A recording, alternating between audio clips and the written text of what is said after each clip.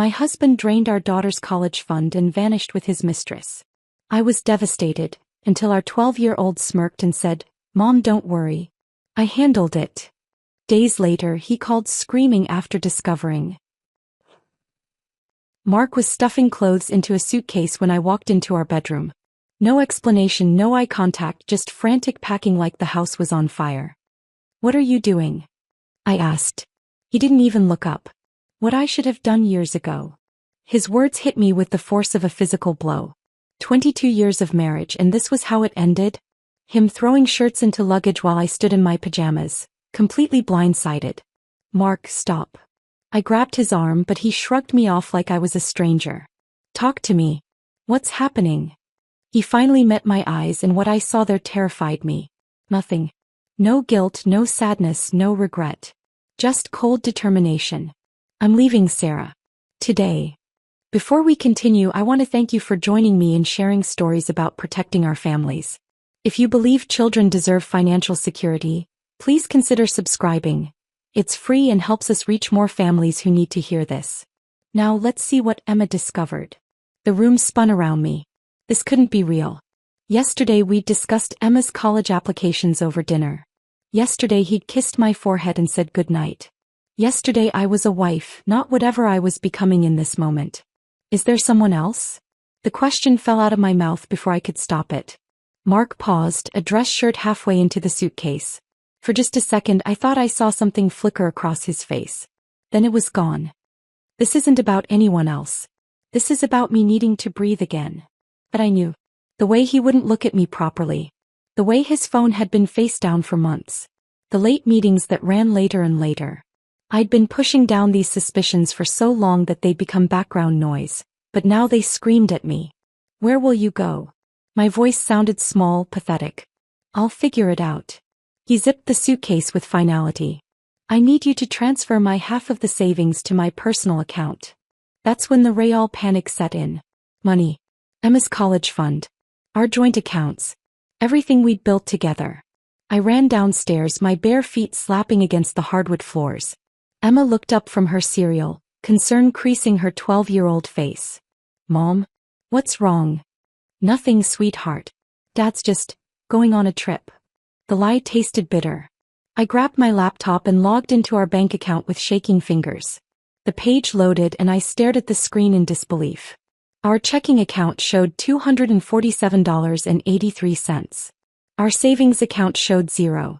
Emma's college fund, the one we'd been feeding for 12 years, the one that should have had $75,000 in it, showed zero. No. The word came out as a whisper. No, no, no. I refreshed the page. The numbers didn't change. I checked the transaction history. 3 days ago, while I was at my book club meeting, Mark had transferred everything. Everything. Not just his half, not just our shared money, but Emma's future too. My hands were shaking so hard I could barely type. I called the bank, praying this was some kind of mistake. The customer service representative confirmed what I already knew but couldn't accept. Mark had full access to all accounts. The transfers were legitimate. "Mom." Emma's voice seemed to come from far away. "You're scaring me." I looked at my daughter, really looked at her. She was still in her school uniform, her dark hair pulled back in a ponytail, her backpack ready by the door. She had no idea that her father had just stolen her future and walked away. The sound of footsteps on the stairs made us both turn. Mark appeared, dragging his suitcase behind him. He walked past us like we were furniture, heading straight for the front door. "That's it." I found my voice, and it was stronger than I expected. 22 years and you're just walking away?" He stopped with his hand on the doorknob. "I left you a voicemail explaining everything." "I don't want a voicemail. I want you to look at your daughter and explain why you're abandoning her." Emma stood up slowly from the breakfast table. She didn't cry, didn't run to him, didn't beg him to stay. She just watched him with those intelligent eyes that were so much like his. Mark glanced at Emma for maybe 3 seconds. "You'll understand when you're older," he said to her. Then he looked at me. "Don't make this harder than it has to be." The door closed behind him with a quiet click that somehow sounded louder than if he'd slammed it. Emma and I stood in the sudden silence of our kitchen. The coffee maker gurgled. The refrigerator hummed. Outside, a car engine started and pulled away. "Is he coming back?" Emma asked. I wanted to lie, to protect her, to say that Daddy just needed some time. But looking at her face, I realized she already knew the answer. I don't think so, baby. She nodded, processing this information the way she processed everything else in her life with careful consideration. Did he take our money? The question caught me off guard. How could she know to ask that? Some of it, I said carefully. My college fund too? I couldn't speak. I just nodded. Emma picked up her cereal bowl and walked it to the sink. She rinsed it out, dried it, and put it away in the cabinet. Then she turned to me with an expression I'd never seen before on her young face. Mom, don't worry. I handled it. The words were so unexpected, so calmly delivered that I almost laughed. Handled what? She was 12 years old. What could she possibly have handled? But something in her tone made me pause. There was no childish bravado, no empty comfort. Just quiet confidence, like she knew something I didn't. What do you mean, sweetheart? Emma picked up her backpack and headed toward the door. I'll miss my bus if I don't leave now. We'll talk after school, okay? And then she was gone, leaving me alone in a house that suddenly felt enormous and empty, with questions I couldn't answer and a future I couldn't see. The house felt different that first week without Mark. Not just empty but watchful somehow. I found myself crying at random moments, folding his abandoned laundry, seeing his coffee mug still in the dishwasher, hearing Emma's alarm clock through the walls each morning. But Emma? She moved through our shattered world like nothing had changed. Every morning at 7:15 she'd appear in the kitchen fully dressed, backpack organized, lunch packed. She'd kiss my cheek and say, "Have a good day, Mom," in the same cheerful tone she'd used when we were still a complete family. It was unsettling. Are you okay, sweetheart? I asked her one morning, catching her wrist gently as she headed for the door. She looked at me with those serious dark eyes. I'm fine, Mom. Are you? I wasn't fine. I was falling apart piece by piece, but I couldn't tell her that. Just checking on you. I know. He squeezed my hand. But I'm really okay. That evening I decided to call my sister Janet for advice. As I dialed, I could hear Emma upstairs in her room. The sound drifted down through the floorboards, rapid clicking like she was typing frantically. I assumed she was chatting with friends about the situation, maybe processing her feelings online the way kids do now. Sarah? How are you holding up? Janet's voice was warm with concern. I don't know, I admitted, sinking onto the couch. Emma's being so strong, but I'm worried she's bottling everything up. She hasn't cried once. Some kids process differently. Remember when Dad left? You cried for weeks, but I got angry and broke Mom's favorite vase. The clicking upstairs stopped suddenly, then resumed with even more intensity. What's that sound? Janet asked. Emma's on her computer. Probably homework or games. But even as I said it, something nagged at me. The rhythm was too consistent, too purposeful for games. After I hung up with Janet, I made Emma's favorite dinner, grilled cheese and tomato soup. I knocked on her door around 6:30. Come in, she called. I pushed the door open, carrying her dinner tray. Emma was sitting at her desk, her laptop screen angled away from me. She closed it quickly when I entered. Brought you some food, honey. Thanks, Mom. She took the tray without making eye contact. You can set it on my nightstand. As I placed the tray down, I glanced at her desk. Scattered papers, her school planner, a few textbooks. Nothing unusual. But there was something deliberate about how she'd positioned everything, like she'd arranged it specifically for my visit. What were you working on? I asked casually. History report on the Industrial Revolution. She opened her laptop again, but I caught a glimpse of the screen before she minimized whatever she'd been viewing. It looked like an email program, not a school document. Need any help? I'm good. Thanks for dinner. I was dismissed. Politely but firmly. I kissed the top of her head and left, but the uneasy feeling lingered. Over the next few days the pattern continued. Emma maintained her perfect routine while I spiraled deeper into confusion and grief. I'd wake up at 3 in the morning with panic attacks, checking our bank accounts obsessively, calling Mark's number just to hear his voicemail. Meanwhile, Emma would emerge each morning looking rested and composed. The typing continued every night. Sometimes it went on until nearly midnight. Friday evening I was putting away Emma's clean laundry when I saw it. A single sheet of paper on her desk, partially hidden under her science textbook. I shouldn't have looked, but something about the formatting caught my eye. It was a printed email thread. The names at the top made my blood freeze. Mark and Rebecca's. My hands shook as I pulled the paper out. The messages were dated from 3 weeks ago, before Mark left. They were discussing meeting times, hotel reservations, and something about handling Sarah when the time came. I sat down hard on Emma's bed, staring at the evidence in my hands.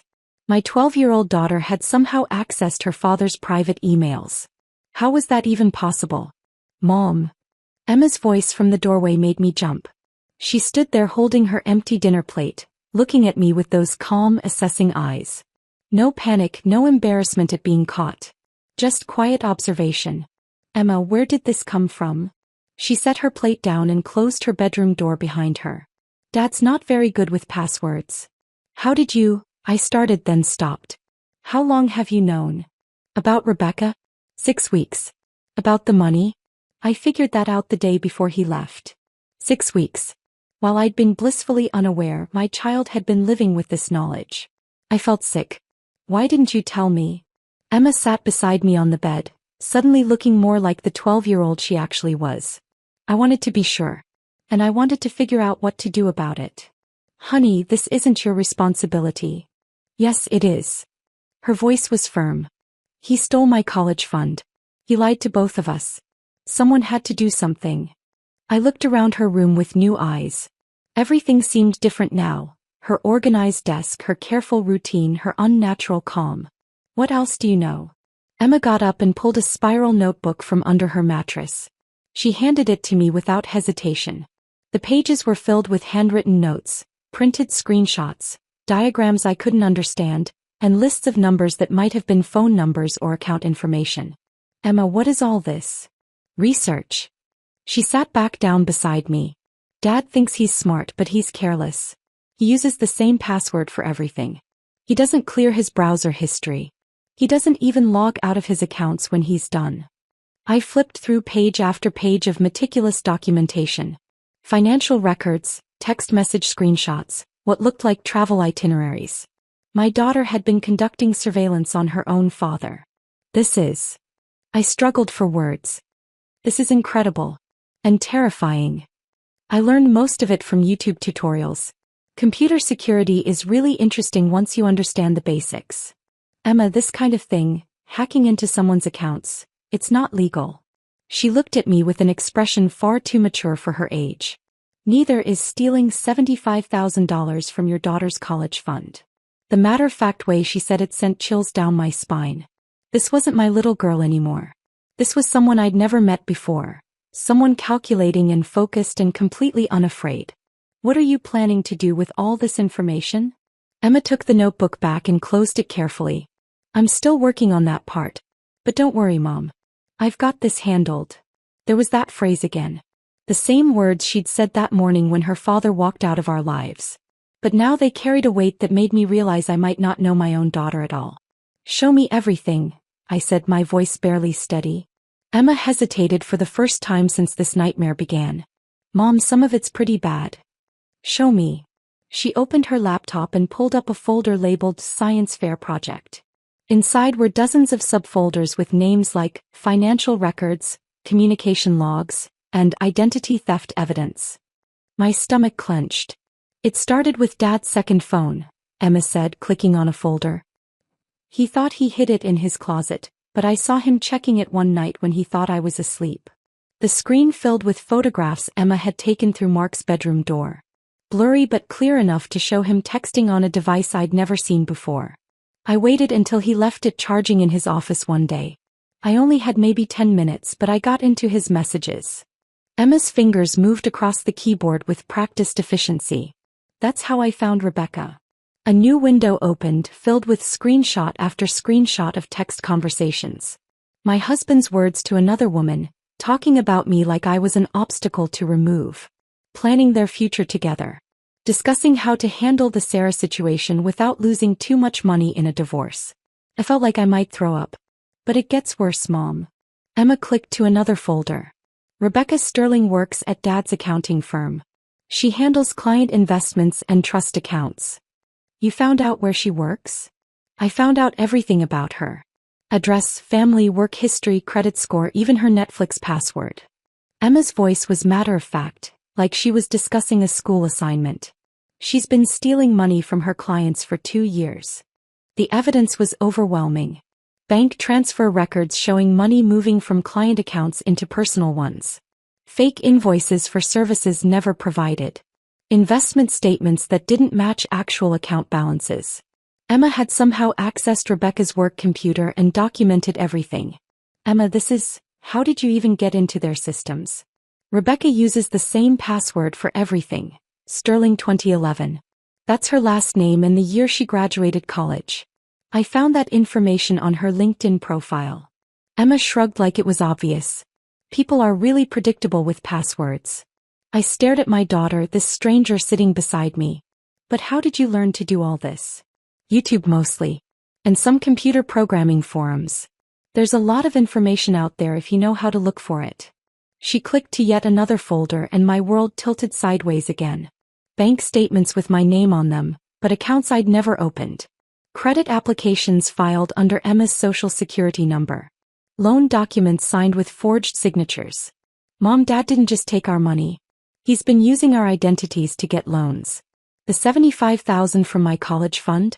That was just the down payment on a $200,000 loan he took out in my name.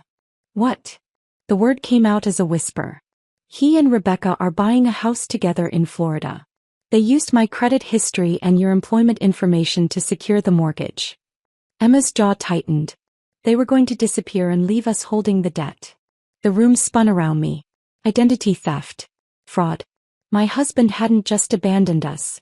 He'd systematically destroyed our financial future to build a new life with his mistress.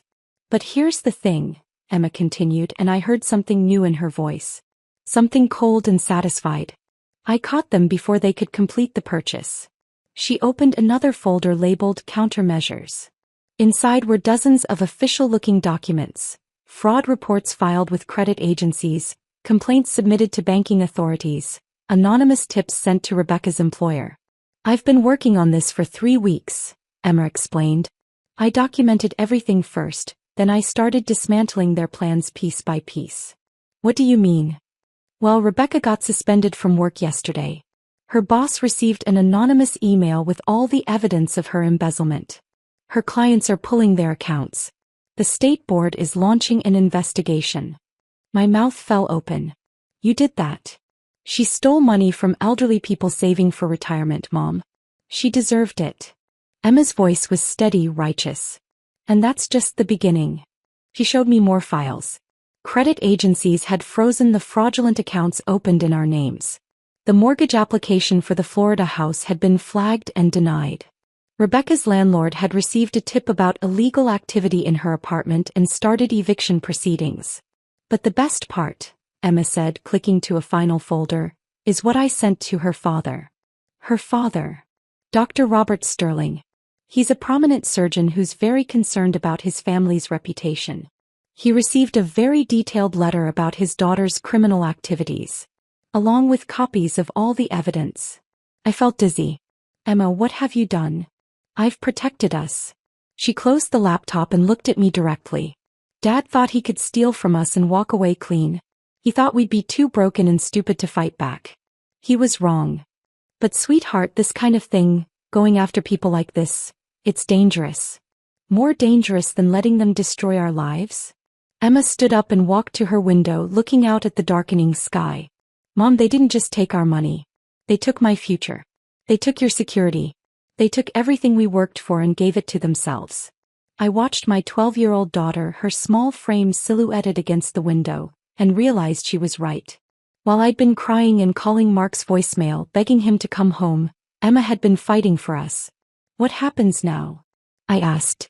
Emma turned back to me, and in the dim light of her room she looked older than her years. Now we wait. Rebecca's world is falling apart and she doesn't even know why yet. When Dad realizes what's happening, he'll panic. And when people panic, they make mistakes. How can you be so calm about all this? Because I'm not the one who has to be scared anymore, she said simply. They are. That night I lay awake thinking about the child sleeping down the hall. She'd saved us, but at what cost? What kind of person had my daughter become in the process? And more frightening still, what else was she capable of? Around midnight I heard it again. The soft clicking of computer keys, steady and determined. Emma was still working, still planning, still protecting us in ways I couldn't fully understand. I should have felt grateful. Instead I felt afraid. The phone rang at exactly 2:15 on a Tuesday afternoon. I was in the kitchen washing lunch dishes when Mark's name flashed across the screen. My hands were still soapy when I fumbled for the phone, my heart racing for reasons I couldn't explain. Hello. My voice came out smaller than I intended. Sarah.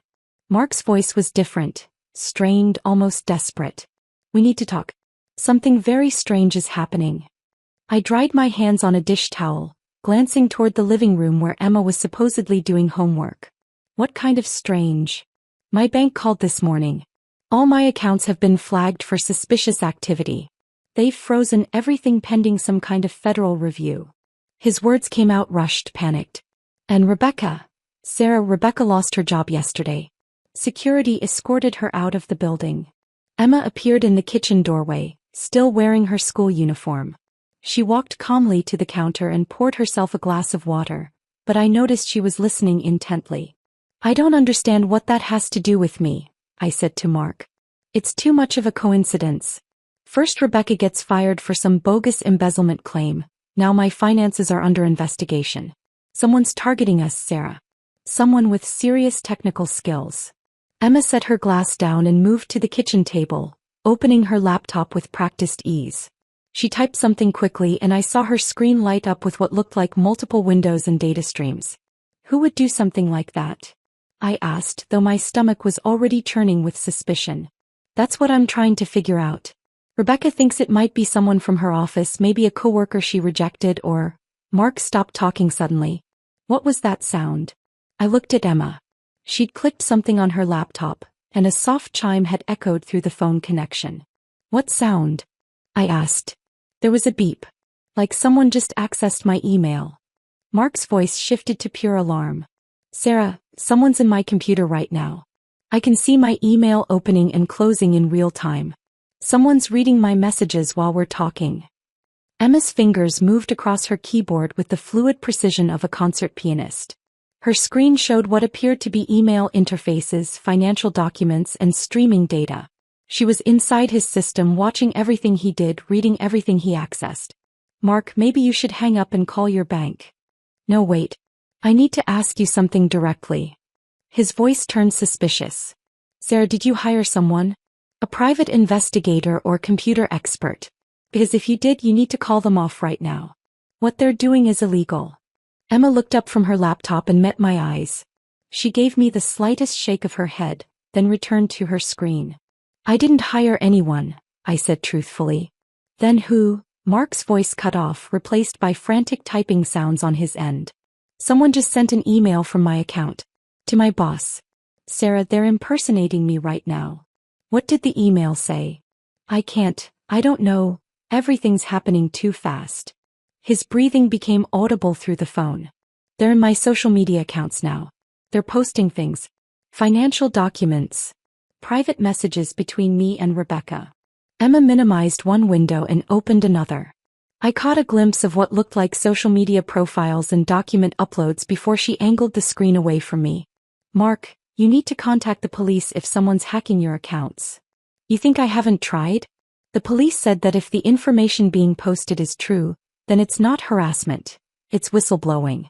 But how would anyone have access to true financial documents unless they were? He stopped. Unless they were inside my actual accounts. The realization was hitting him. Someone wasn't posting fake information about him. Someone was posting real evidence of his crimes. Sarah, I need you to understand something. The money I took, I was planning to pay it back. Rebecca and I were going to make it work, and then I was going to quietly replace everything. Nobody was supposed to get hurt. But you did take it. Temporarily. As a loan. Rebecca had this investment opportunity that was guaranteed to double our money within 6 months. His voice was becoming more desperate with each word. We were going to surprise you and Emma with even more money than what was originally there. Emma looked up from her laptop again, and I saw something in her expression I'd never seen before. Not anger, not hurt, but cold calculation. She was listening to her father spin lies about stealing from his own family, and she was taking notes. Mark, that's not how loans work. You can't take someone else's money without their permission and call it a loan. You don't understand the pressure I was under. Rebecca's father was threatening to cut her off financially if she didn't prove she could support herself. She needed that money to buy the house, to show him she was serious about building a future. So you stole our daughter's college fund to impress your girlfriend's father? It wasn't stealing. Mark's voice cracked. It was an investment in all of our futures. Rebecca's family has connections. Once her father accepted her choices, he was going to help me start my own firm. We would have been wealthy, Sarah. Wealthy enough to pay for Emma's college 10 times over. Emma closed her laptop with a quiet snap and stood up. She walked to where I was standing and gently took the phone from my hand. Hi, Dad. Her voice was perfectly calm. Emma. Sweetheart, thank God. Emma, someone is doing terrible things to me and Rebecca. They're making us look like criminals. You have to tell your mother that I would never steal from you. Never. But you did steal from me. Emma's tone remained conversational, like she was discussing the weather. You took $75,000 from my college account and used it as collateral for a mortgage application in Florida. The silence on Mark's end stretched for nearly 10 seconds. Emma, who told you that? Nobody told me. I found out myself. Along with copies of the forged loan documents where you used my social security number to secure additional credit. That's impossible. You're 12 years old. You couldn't possibly understand. I understand that you committed identity theft. I understand that Rebecca embezzled money from her clients. I understand that you both planned to disappear to Florida and leave Mom and me responsible for the debt you created. Emma, listen to me very carefully. Adults sometimes make complicated financial decisions that children can't fully grasp. What looks wrong to you might actually be. I have copies of everything, Dad. Every email between you and Rebecca. Every forged document. Every illegal transaction. I've been watching you for weeks. Mark's breathing became labored. You've been watching me? Emma, what does that mean? It means I know about the second phone you thought you hid so well. I know about the fake investment accounts Rebecca created to hide the money she stole. I know about the house you tried to buy using my identity. Emma's voice never wavered. And I know that when the money ran out and Rebecca got fired, she stopped returning your calls. How could you possibly know about Rebecca not returning my calls? Because I'm monitoring all your communications. I've been watching both of you destroy yourselves piece by piece. Emma sat down at the kitchen table, still holding the phone with complete composure. Rebecca blocked your number yesterday after her father cut her off financially. She's already started dating someone else. The sound that came through the phone was somewhere between a sob and a scream. Emma, please. I know I made mistakes, but I'm still your father. I love you. I love your mother. I never meant for things to go this far. You chose her over us, Dad. You chose money over your family. You chose to steal my future to pay for your new life. Emma's voice remained steady, factual. Actions have consequences.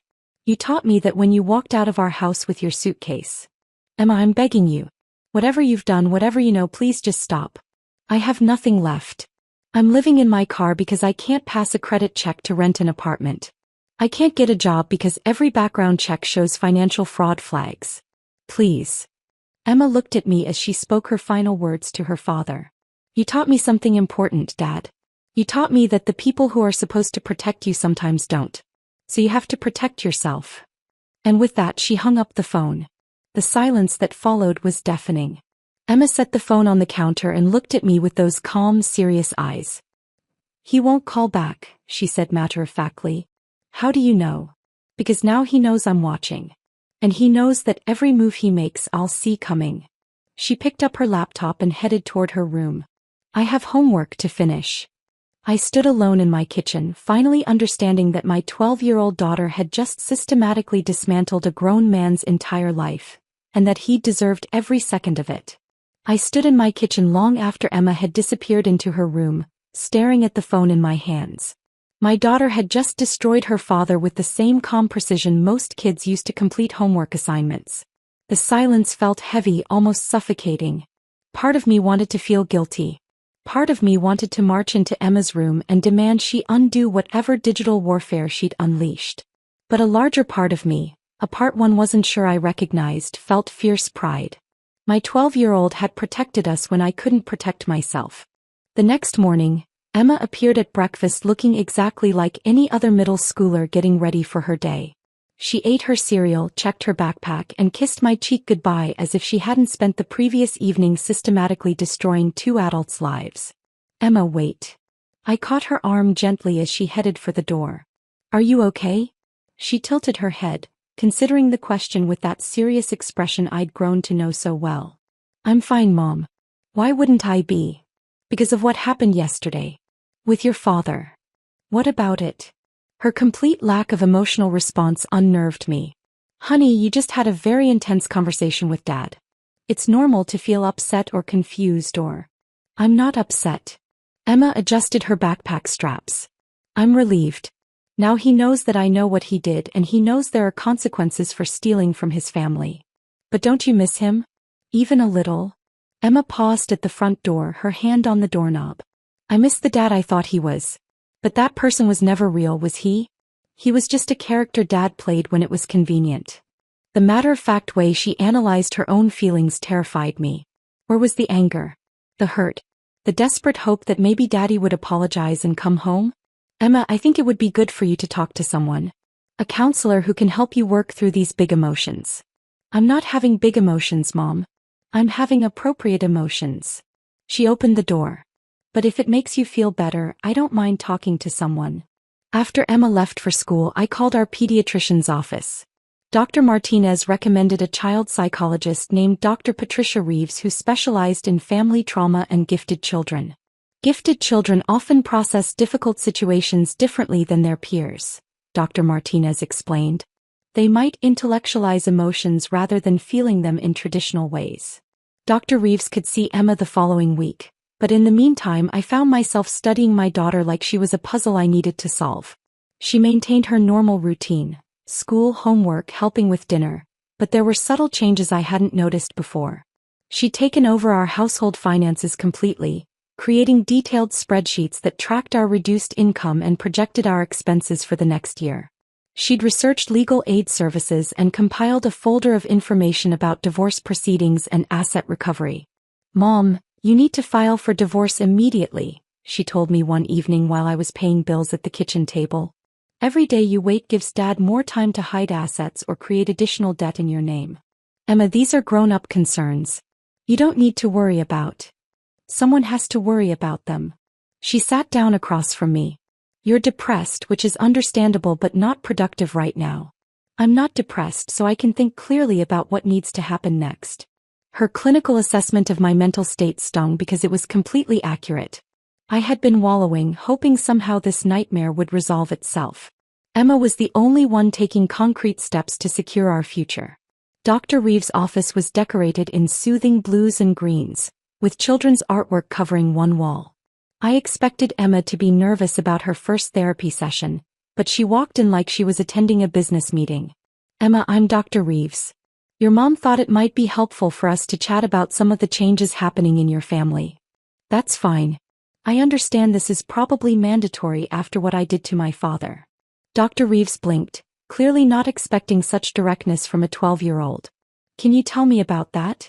For the next 45 minutes, Emma calmly explained the entire situation. She described discovering Mark's affair, documenting his financial crimes, and systematically dismantling his and Rebecca's lives. She spoke without visible emotion, presenting facts like she was giving a school presentation. How did that make you feel? Dr. Reeves asked. Satisfied, Emma replied immediately. He stole from me, so I made sure there were consequences. It felt like justice. Do you ever feel sad about your father leaving? I feel sad that he chose to become the kind of person who steals from his own child. But I don't feel sad about him facing the results of that choice. When the session ended, Dr. Reeves asked to speak with me privately while Emma waited in the lobby. Mrs. Patterson, your daughter is remarkable, Dr. Reeves began carefully. Her cognitive abilities are exceptional, and her emotional resilience is extraordinary. But is it healthy? Should a child be able to do what she did without feeling guilty or traumatized? Trauma responses vary widely, especially in highly intelligent children. Emma has experienced significant betrayal and abandonment, but she's processed it in a remarkably functional way. Dr. Reeves leaned forward. Some children fall apart when faced with this level of family dysfunction. Others, particularly those with strong analytical skills, respond by taking control of their environment. So she's okay? She's more than okay. She's adapted. The question is whether you're comfortable with who she's becoming. That evening I found Emma in her room working on her laptop again. But when I looked over her shoulder, it wasn't surveillance software or hacking tools on her screen. It was a Word document titled, Digital Safety for Families, Warning Signs and Protection Strategies. What's this, sweetheart? I'm writing a guide for other kids whose parents might be stealing from them. And for adults who don't know how to spot financial fraud.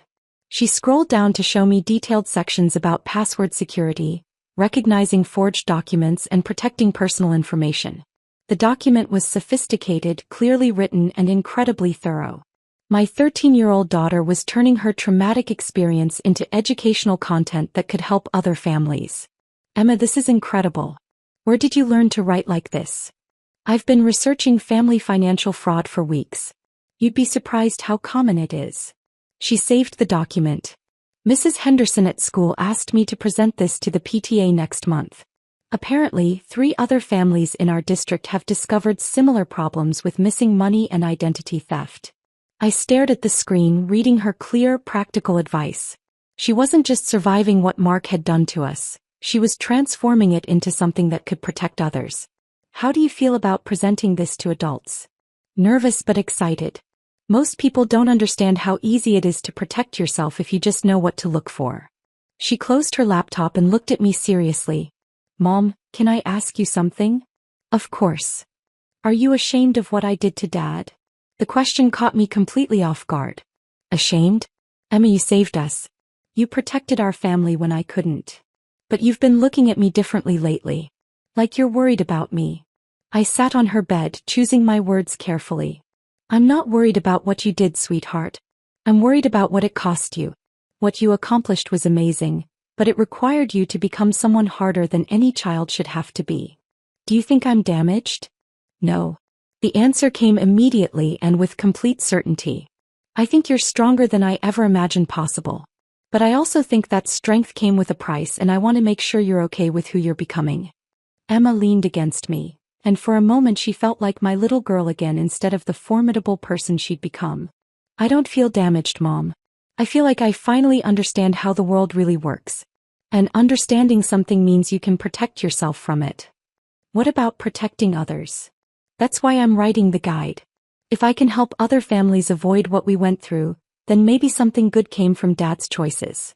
That night, as I tucked Emma into bed, she asked one final question that broke my heart and filled me with pride simultaneously.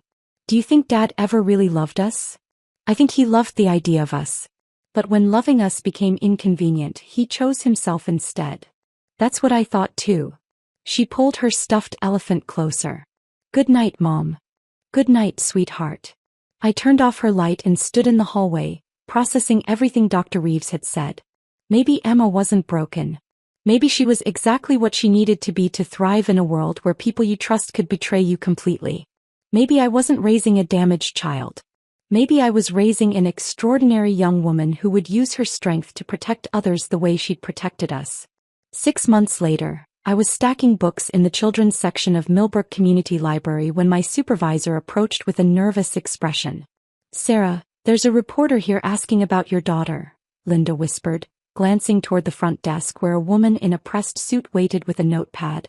My heart stopped. What kind of reporter?